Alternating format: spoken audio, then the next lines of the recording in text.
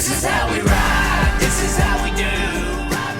We did have a very interesting scenario in the late model world. The late model world is just bringing it all. Great racing, 3-4 wide, back and forth, guys coming from 23rd to win it.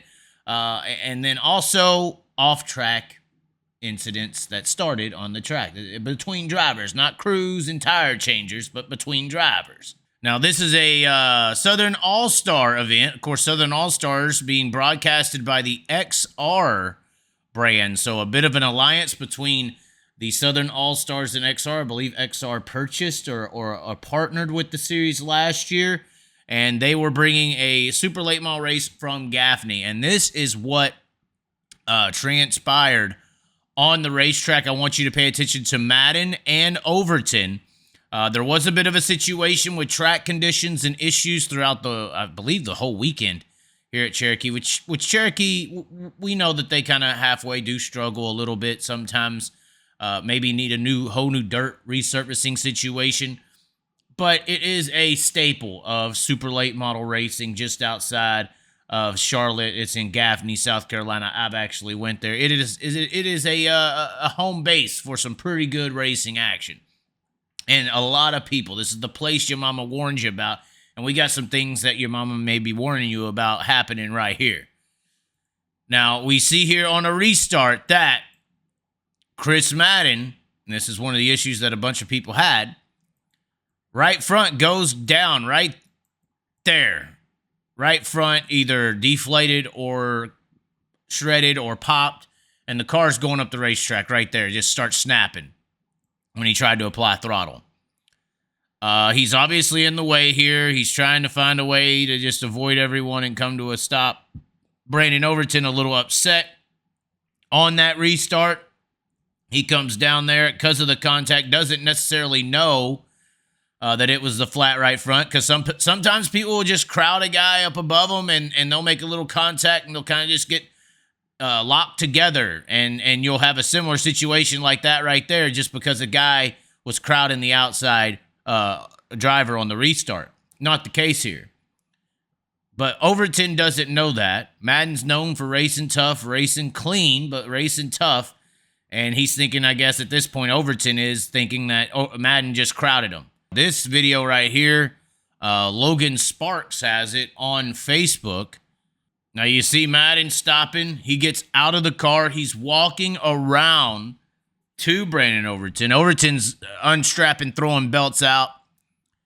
Madden's letting him have it. Madden's going to walk away a little bit. Still jawing because Madden don't back out. And Overton's just like pushing, giving his side of the story. Madden does a little swipe of the hands. A lot of people are saying that swipe of the hands should have been a swipe to the jaw if you're going to run up on a guy in his race car. That's what they're saying. Madden's not backing down. Madden's a little upset now. Overton's obviously, he's got the CrossFit, so his cardio's good and all that. So he's ready to go if they want to put in a little workout here, a little resistance training using a human being. It seems like Overton's up to doing it. But they just keep going back and forth. Crowd keeps sagging it on. Madden comes back right here. And then when there was an issue with a guy in a pit bike, you'll see him just swoop on in like Zorro here. Watch this pit bike just whoop on in like the backup has arrived. Like Batman and Robin. Here comes Robin. Wham. And jumps on up. He's got a Wells hoodie on, so everybody's thinking he's the bad guy. He's coming to instigate some more. I haven't got to learn who this is. I saw in comments people are asking who this is. But then it looks like we got some track security over here, putting some muscle on the old man on the bike. And they actually removed this guy from the bike. They didn't want him on the bike because he swooped up in here, and they're worried about, since he's kind of old, he ain't big and young like some of the guys involved in this crowd that's in this ruckus, that he's going to, use a weapon. And I think that they were worried that he was going to use this bike right here as a weapon and potentially run somebody over. And I think that's why they didn't allow him, get a little further here in the video, they didn't allow him to take off in that bike. They removed him from the bike and took the bike from him because they were worried about it potentially being a weapon in such a hostile situation. Very, very smart by the people involved, honestly. As far as the incident, this was a straight-up just racing incident, misunderstanding of reality. It happens a lot in life. Some of y'all may have a relationship or something like that where something happens on the track and it was a complete accident. You know, this is no one's fault at all. What happened on this racetrack? No one meant to do this. No one intentionally went to wreck or hurt somebody else. It was just a bad situation. But in this moment right here, the 76 feels like the 44 just run him over.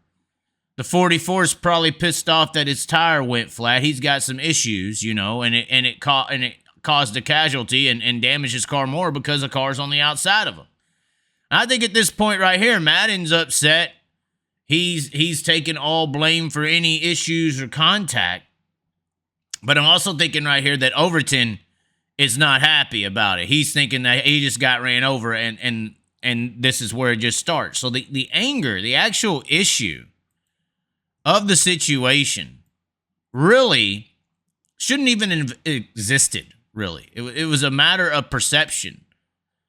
And sometimes perception is reality, and sometimes that reality can cause these types of situations where you got a fight basically happening or an argument between two of the biggest drivers in super late model racing over a misunderstanding, legitimately. This is all happening over misunderstanding now. Anger, ego, money, all in the mind right here taking over and producing the anger of the situation. So it has nothing to do with what actually happened. Nothing to do with what actually happened, which neither driver is at fault for doing.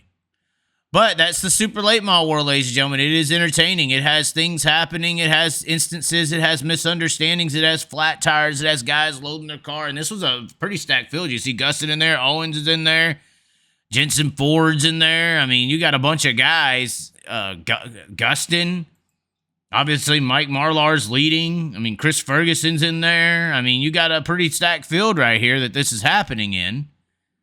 Dalton Wilson. So you got some pretty big names that this happened not only with, but in front of. So hopefully those guys look at replays and see that no one did anything wrong. I believe that I saw Chris Madden yelling at Overton, go watch the fucking replay or something like that, because Overton, once again, it seems like, believes that Madden just straight up took him out, which is not the case. But anyways, ladies and gentlemen, that's the situation. That's what's going on. What do y'all think? Is this just, huge misunderstanding, a lack of understanding another perception? It is very interesting. It is very interesting. This is how we ride. This is how we do. Ride mud, sliding up